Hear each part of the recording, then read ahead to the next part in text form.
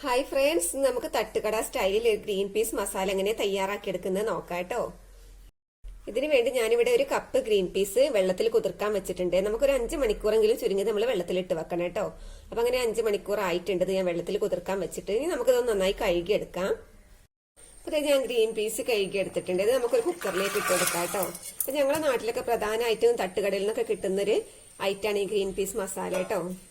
ഇതിലേക്ക് നമുക്ക് മഞ്ഞൾപ്പൊടി, പിന്നെ ചിക്കൻ മസാല, അതുപോലെ ആവശ്യത്തിന് ഉപ്പ് കേട്ടോ, സാൾട്ട്, ഇത് മൂന്നും കൂടി നമുക്ക് ഇതിലേക്ക് ഇട്ട് കൊടുക്കാം കേട്ടോ. ചിക്കൻ മസാല ആദ്യം കുറച്ച് ഇട്ട് കൊടുക്കണം കേട്ടോ, പിന്നെ നമ്മൾ അവസാനം കുറച്ച് ഇട്ട് കൊടുക്കണേ.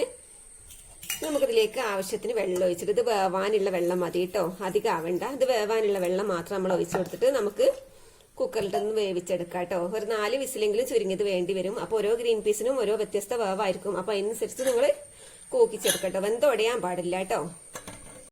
ഇതിലേക്ക് ഞാൻ മീഡിയം സൈസ് 2 സവാള എടുത്തിട്ടുണ്ട്. പിന്നെ ഒരു 3 പച്ചമുളക് കേട്ടോ, എരിവ് കുറഞ്ഞ പച്ചമുളക് 3 എടുത്ത് കേട്ടോ. നമുക്ക് ചെറുതായിട്ട് കൊത്തി അരിഞ്ഞെടുക്കണേ. അപ്പൊ ഇതേ ഗ്രീൻ പീസ് ഞാൻ നന്നായി വേവിച്ചെടുത്തിട്ടുണ്ട്. ഒരു 5 വിസിൽ ഇത് വെന്തു കേട്ടോ. വെള്ളമൊക്കെ പാകത്തിനായിരുന്നു, ഞാൻ ഒഴിച്ചു കൊടുത്ത വെള്ളമൊക്കെ കണ്ടോ, പാകത്തിനായിരുന്നേ. അപ്പൊ ഞാൻ അധികമാണെങ്കിൽ ഒന്ന് തുറന്ന് വെച്ചൊന്ന് വറ്റിച്ചെടുത്താലും മതി. നമുക്കിത് പിന്നെ റോസ്റ്റ് ചെയ്യണം. അതിനുവേണ്ടി ചട്ടി അടുപ്പത്ത് വെച്ചിട്ടുണ്ട് കേട്ടോ. അപ്പൊ ഇതേ ചട്ടി ചൂടായിട്ടുണ്ട്. ഇതിലേക്ക് നമുക്ക് അല്പം വെളിച്ചെണ്ണ ഒഴിച്ചു കൊടുക്കാം കേട്ടോ. ഞാൻ വെളിച്ചെണ്ണയാണ് ഒഴിച്ചു കൊടുക്കുന്നത്. ഇതിലേക്ക് നമുക്ക് ആദ്യം ഒരു തണ്ട് കറിവേപ്പില ഇട്ടെടുക്കാം കേട്ടോ. പിന്നെ ഇതാ സവാള അരിഞ്ഞതും പച്ചമുളകും ഇത് നമുക്ക് ഇട്ട് ഒന്ന് വഴറ്റിയെടുക്കാം കേട്ടോ. നമുക്ക് നന്നായി ഇളക്കി കൊടുത്തൊന്ന് വഴറ്റിയെടുക്കാം.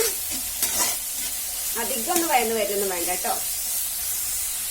അപ്പൊ അതേ നമ്മള് സവാള വയന്ന് വരുന്നുണ്ട്. ഇതിലേക്ക് നമുക്ക് ആവശ്യത്തിന് ഉപ്പിട്ടോ, ഈ സവാളയ്ക്കുള്ള ഉപ്പ് ഇട്ട് കൊടുത്താൽ മതിയെ. ഗ്രീൻ പീസിൽ ഉപ്പുണ്ടോക്കെ നോക്കിയിട്ട് അതിനനുസരിച്ച് ഇട്ട് കൊടുക്കാം കേട്ടോ. ആ കുറച്ച് ഇതിലേക്കുള്ള ഉപ്പ് ഇട്ട് കൊടുക്കാം. പിന്നെ നമുക്ക് വേണ്ടത് ചിക്കൻ മസാല കേട്ടോ. ചിക്കൻ മസാലയുടെ ടേസ്റ്റ് ആണ് ഇതിന് മുന്നിട്ട് നിൽക്കുക കേട്ടോ. അപ്പൊ അതേ ഇത്രയും ഞാൻ ചിക്കൻ മസാല ഒന്നും കൂടി ഇട്ട് കൊടുക്കുന്നുണ്ട്. ആദ്യം നമ്മൾ കുറച്ച് ഇട്ട് കൊടുത്തിട്ടുണ്ട്. അപ്പം പിന്നെ ഇതിലേക്കും കൂടി നമ്മൾ കുറച്ച് ഇട്ട് കൊടുക്കാം കേട്ടോ. പിന്നെ വേണ്ടത് ഇത്രയും കുരുമുളക് പൊടി കേട്ടോ, പെപ്പർ പൗഡർ, ഇത് നമുക്ക് ഇതിലേക്ക് ഇട്ട് കൊടുക്കാം കേട്ടോ.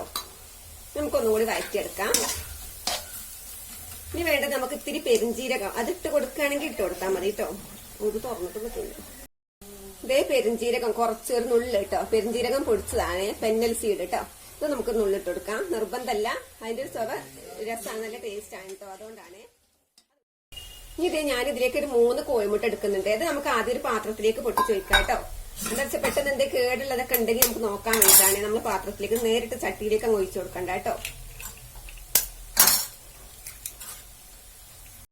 ഇതേ ഈ 3 കോഴിമുട്ടി നമ്മൾ ഇതിലേക്ക് ഒഴിച്ചു കൊടുക്കുന്നുണ്ട്. നമ്മൾ ശരിക്കും ഇളക്കിയെടുക്കാം കേട്ടോ.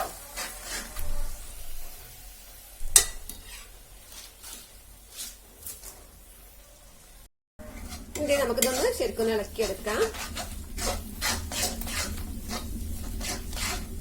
നല്ല ടേസ്റ്റ് ഉള്ള ഒന്നാണ് കേട്ടോ. ഇത് നമ്മുടെ നാട്ടിലൊക്കെ പ്രധാന തട്ടക്കടയിൽ നിന്നൊക്കെ പ്രധാനമായിട്ട് എല്ലാവരും വാങ്ങി കഴിക്കുന്ന ഒന്നാണ്. നല്ല ടേസ്റ്റ് ആണ് കേട്ടോ. ഒന്ന് ശരിക്കും ഇളക്കിയെടുക്കാം കേട്ടോ. അപ്പൊ നമ്മളിതൊന്ന് ഇളക്കിയെടുത്തിട്ടുണ്ട്. ഇനി നമുക്ക് ഈ ഗ്രീൻ പീസ് ഇല്ല, ഇതിലേക്ക് ഇട്ട് കൊടുക്കാം കേട്ടോ. അപ്പൊ ഈ ഗ്രീൻ പീസിനനുസരിച്ച് ഈ മുട്ട കുറവാണ്. ശരിക്കും നമ്മൾ തട്ടുകടയിൽ നിന്ന് കിട്ടുമ്പോ ഒരു പ്ലേറ്റ് ഗ്രീൻ പീസിന് ഒരു പ്ലേറ്റ് ഗ്രീൻ പീസിന് 3 മുട്ട എന്നുള്ള കണക്കിനാണ് നമ്മൾ അത് ഒഴിച്ചു കൊടുക്കാറ് കേട്ടോ. പ്ലേറ്റിലാണല്ലോ നമ്മൾ സാധാരണ വാങ്ങുക. അപ്പൊ ഒരു പ്ലേറ്റിന് 3 മുട്ട എന്നുള്ള ഒരു കണക്കിലാണ് കോഴിമുട്ട അതിലേക്ക് പൊട്ടിച്ചൊഴിക്കാറുള്ളത് കേട്ടോ.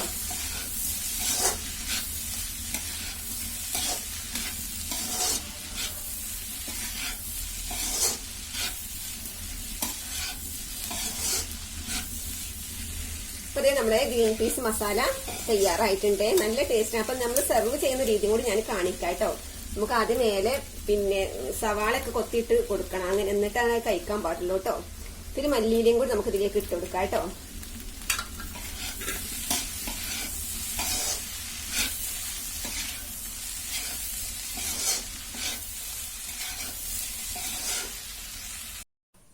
അപ്പൊ അതേ നമുക്കൊരു പ്ലേറ്റിലേക്ക് വിളമ്പാട്ടോ. അത്